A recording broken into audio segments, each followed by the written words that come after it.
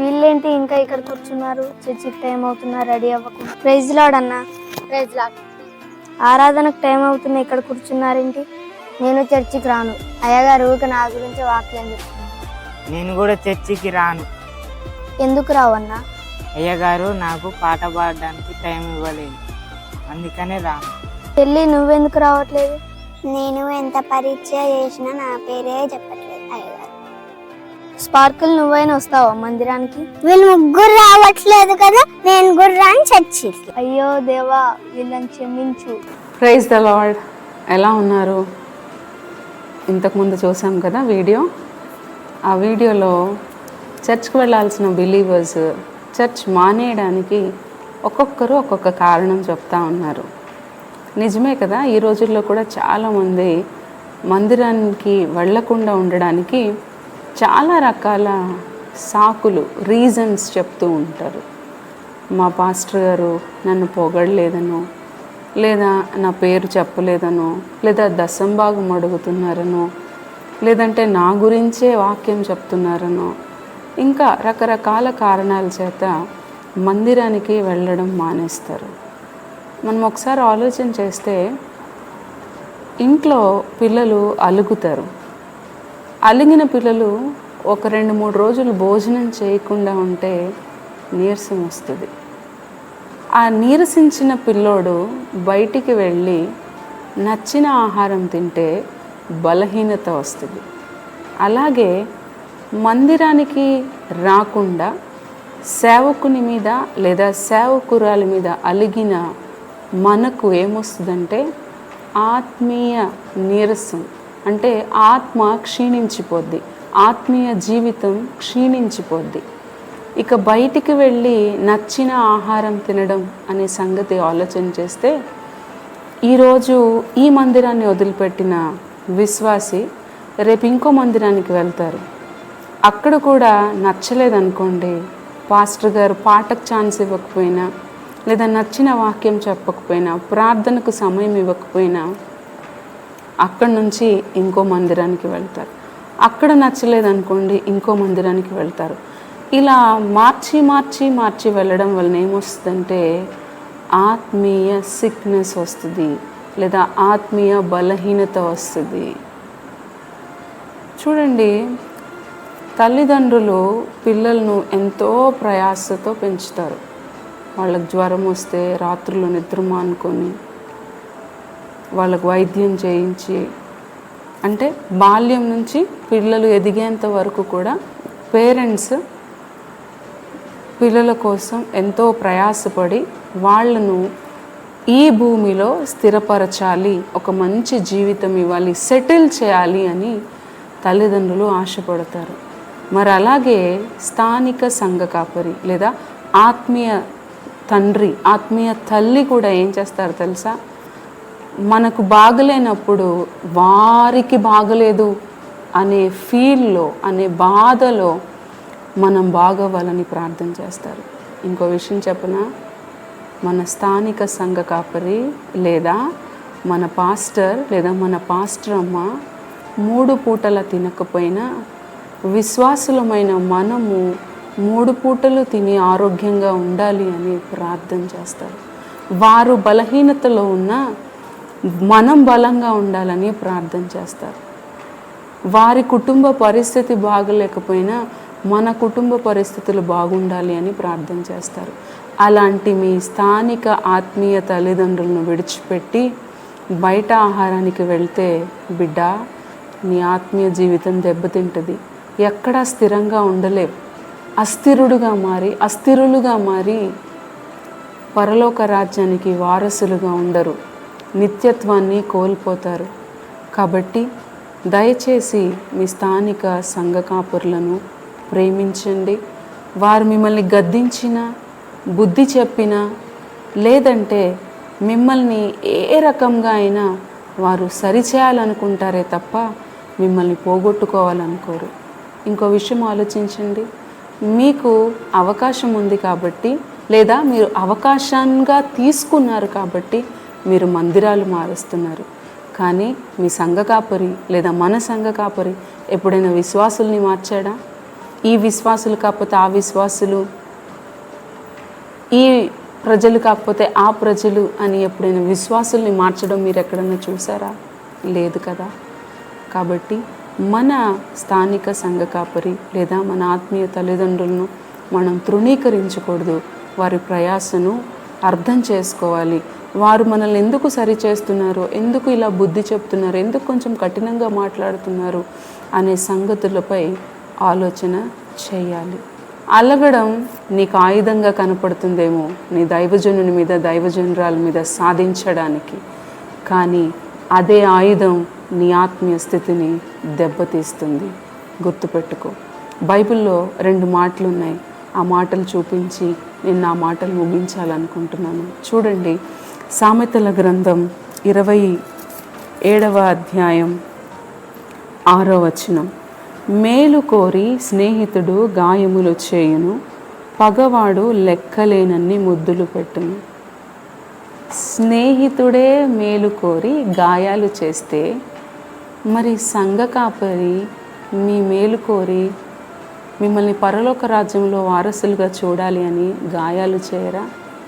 పగవాడట లెక్కలేనన్ని ముద్దులు పెడతాడట. బహిరంగంగా మిమ్మల్ని ఎవరైనా సరి చేస్తున్నారు అంటే వాళ్ళు మీ మేలు కోరి సరి చేస్తున్నట్లే. ఏం కాదు, నువ్వు కానిచ్చే, నీకు నచ్చింది చేసే, నీ మనసుకి ఏదనిపిస్తే అది చేసే అని మిమ్మల్ని ఎవరైనా ప్రోత్సహిస్తున్నారు అని అంటే వాళ్ళు మీ మేలు కోరినట్టు కాదు.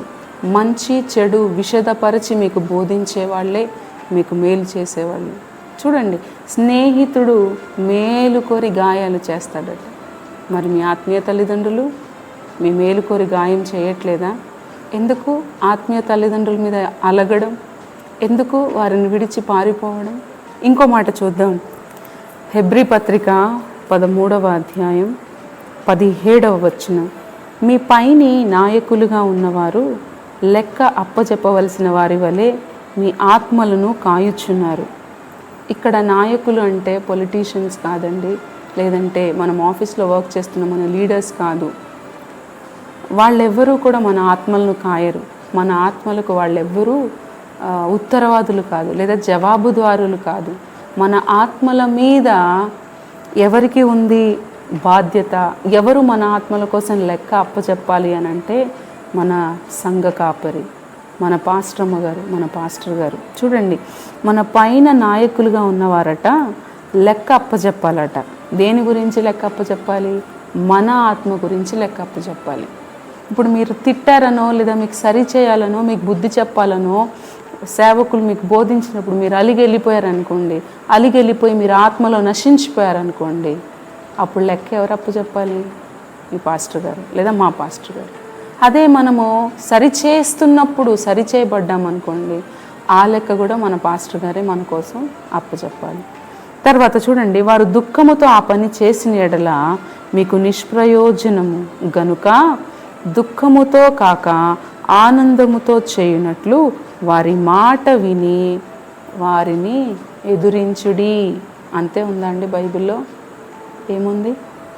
వారికి లోబడి ఉండుడి.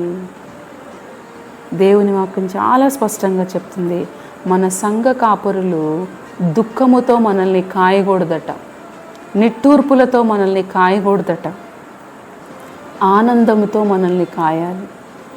దుఃఖం ఎప్పుడు వస్తుంది చెప్పండి?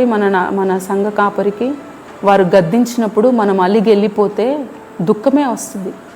వారు బుద్ధి చెప్పినప్పుడు అర్థం చేసుకోకుండా నా గురించే ఇలా మాట్లాడుతుందా, నా గురించే ఇలా మాట్లాడతాడా పాస్టర్ గారు అని ఎదిరించినప్పుడు దుఃఖం వస్తుంది.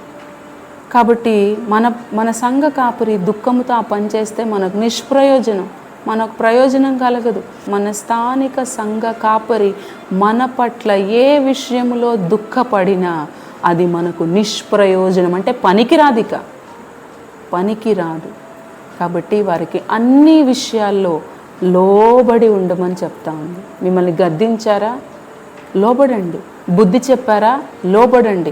అలా చేయకండి, ఇలా ఉండండి అని చెప్పారా? లోబడండి.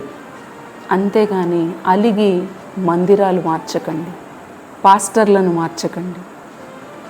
హల్లెలూయా, హల్లెలూయా. లోబడి ఉండండి. మీకు ఒకవేళ చెప్పిన వాక్యం నచ్చలేదా, వారు చెప్పిన కరెక్షన్ నచ్చలేదా, వ్యక్తిగతంగా కలవండి. అయ్యా నేనేం తప్పు చేశా, నాలో ఏం కనిపించిందయ్యా, ఎందుకు ఇలా మాట్లాడారు, ఎందుకు ఇలా అన్నారు. మీరు ఇంట్లో ఫ్యామిలీ డిస్కషన్స్ చేసుకుంటారు కదా, అరే ఇట్లుండరా అట్లుండకరా అని. మీ పిల్లలు కూడా డాడీ నువ్వు ఇట్లుంటే బాగుంటుంది డాడీ, నాతో ఇలా ఉండాలనుకుంటున్నాను డాడీ అని డిస్కస్ చేసుకుంటారు కదా. మరి ఇది కూడా ఒక ఆత్మీయ కుటుంబమే కదా. మరి వెళ్ళి మీ పాస్టర్ గారితో డిస్కస్ చేయండి. అయ్యా ఎందుకయ్యా నా విషయంలో ఇలా అనిపించింది అని డిస్కస్ చేయండి, క్లారిటీ వస్తుంది. అంతేగాని అలిగి మీ ఆత్మీయ స్థితిలో పడిపోకండి, మీ ఆత్మీయ జీవితంలో పడిపోకండి. ఒకసారి గుర్తు చేసుకోండి, మీరు దేవుణ్ణి అంగీకరించినది మొదలుకొని, లేదంటే మీ స్థానిక సంఘానికి వెళుతున్నది మొదలుకొని ఈరోజు వరకు మీ స్థానిక సంఘ కాపరి మీకొచ్చిన కష్టంలో, నష్టంలో, దుఃఖములో వారు ఎంత నలిగి ప్రార్థిస్తే ఈరోజు ఈ స్థితిలో మీరు నేను నిలవబడ్డామో ఆలోచించి గుర్తు చేసుకొని కృతజ్ఞులమై లోబడి ఉండాలే తప్ప కృతజ్ఞతాహీనులమై అవిధేయులమై తిరుగుబాటు చేయకూడదు. ప్రియ సహోదరి సహోదరుడా, ఈ మాటలు ఎవరిని ఉద్దేశించినవి కాదు, కానీ కేవలము సంఘం ఇప్పుడున్న పరిస్థితిని ఒకసారి గుర్తు చేస్తూ మనం ఆలోచించి మంచి ఆత్మీయ స్థితి కలిగి ఉండాలి అనే మాటలే తప్ప ఎవరిని బాధ పెట్టాలని కాదు. చిన్న ప్రార్థన చేస్తాను, నా మాటలు ముగిస్తున్నాను. పరిశుద్ధాత్ముడా యేసయ్య తండ్రి, మీకు వందనాలు చెల్లిస్తూ ఉన్నాం. స్నేహితుడే మేలు కోరి గాయాలు చేస్తే మరి మా ఆత్మలను అనిత్యత్వములో నీ ఎదుట ఉంచడం కోసం కాపలా కాస్తున్న జవాబుదారి అయిన మా ఆత్మీయ నాయకులు లేదా మా సంఘ కాపరులు, మా స్థానిక సంఘ కాపరి, మా పాస్టర్మ్మ గారు, మా పాస్టర్ గారు మమ్మల్ని ఇంకా ప్రయాసతో బుద్ధి చెప్తారు. కాబట్టి మేము వారికి లోబడి ఉండే కృప మీరు మాకు దయచేయమని ప్రార్థిస్తున్నాం. వారిని మేము ఏ విషయంలో కూడా ఎదిరించకూడదు, గాయం చేయకూడదు. అలా చేస్తే అది మాకు నిష్ప్రయోజనము అని నీ వాక్యం సెలవిస్తూ ఉంది. అలిగి ఆహారం తినకపోతే శారీరక బలహీనత ఎలాగైతే వస్తుందో, అలిగి మరి దైవజనుల మీద అలిగితే ఆత్మీయ బలహీనత, ఆత్మీయ లోపము, పడిపోవుట సంభవిస్తుంది. కాబట్టి దయతో ఈ మాటలు వింటున్న ప్రతి ఒక్కరికి, నాతో సహా స్థానిక సంఘ కాపరికి లేదా దైవజనులకు లేదా పాస్టర్ గారికి, పాస్టర్మ్మ గారికి లోబడి ఉండే కృప దయచేయమని ప్రార్థిస్తూ ఉన్నాం.